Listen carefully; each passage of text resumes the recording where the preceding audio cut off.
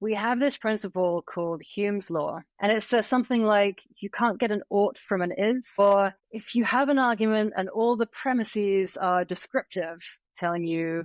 where things are and what they look like, and then nothing follows about what you ought to do, about how things ought to be. And we get this idea from Hume. So there's this very famous passage in the treatise where he says something a bit like this. But I think, independently of that historical record, it's an idea that a lot of people find quite intuitive, that you're not going to be able to get from a bunch of descriptions of the situation to a conclusion about what ought to happen without some linking principle that says,